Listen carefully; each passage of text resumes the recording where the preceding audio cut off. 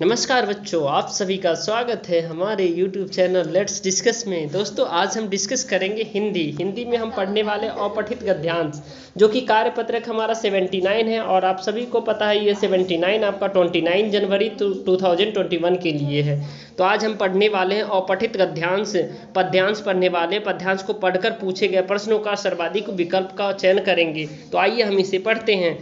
चाहे जो हो धर्म तुम्हारा, चाहे जो वादी हो, नहीं जी रहे अगर देश के लिए तो अपराधी हो। जिनके अन्न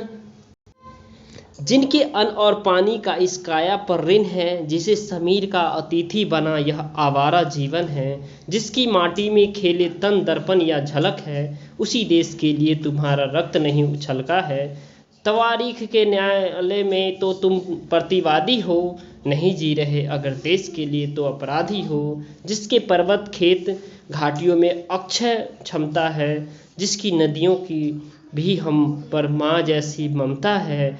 जिसकी गोद भरी रहती है माटी सदा सुहागन, ऐसी स्वर्ग सखी सरीखी धरती पीड़ित या हता भागिन। तू तो चाहे तुम रेशम धारो या पहने खादी हो, नहीं जी रहे अगर देश के लिए तो अपराधी हो। अर्थात ये पूरा देशभक्ति की फीलिंग है इसके अंदर, देश के लिए प्रेम की बात कही गई है। ठीक है, बाकी आप समझदार हैं, आप लोग समझ जाएंगे। चलिए, तो अब इसमें पूछे गए क्वेश्चन का प्रश्न उत्तर देखेंगे। जैसे कि कवि ने किन लोगों को अपराधी कहा है, तो आप ऑप्शन का में देखें, जो देश के लिए जीते हैं, नहीं, उसे तो कह नहीं सकता, कभी भी नहीं हो सकता। जो स्वार्थ के लिए जीते हैं, बिल्कुल यही आपका आंसर है। देखिए, ये आपका आंसर मिल गया। चलिए, आप सेकंड क्वेश्चन देखते हैं। हमारे शरीर पर देश का कौन सा ऋण है, तो हमारे शरीर पर देश का, देश के दुश्मनों का नहीं। देश के अन्न और पानी का, बिल्कुल इसका ऋण है हमारा। देश की समस्या का बिल्कुल नहीं होगा। न्यायालय का नहीं, ये तो कभी नहीं होगा। थर्ड है हमारा, देखिए, हम पर माँ जैसी ममता किसकी है। बहुत अच्छी बात है, नदियों की है। हम पर माँ जैसी ममता किसकी है, नदियों की है। बहुत ही आसान सा आंसर है इसका। तारीख के न्यायालय में कौन प्रतिवादित है, तारीख के न्यायालय में कौन प्रतिवादित है। जो देश से अत्यधिक प्रेम करता है, बिल्कुल नहीं। जो देश के लिए रक्त बहाता है, बिल्कुल नहीं। जो स्वयं के लिए जी रहा है, ये आपका आंसर है। ठीक है। फिफ्थ है, हमारे देश की धरती को स्वर्ग क्यों कहा गया है। हमारे देश की धरती को स्वर्ग क्यों कहा गया है, क्योंकि पर्वत खेत घाटियों की अक्षय क्षमता के कारण, बिल्कुल ये बात सही है, ये भी सही है।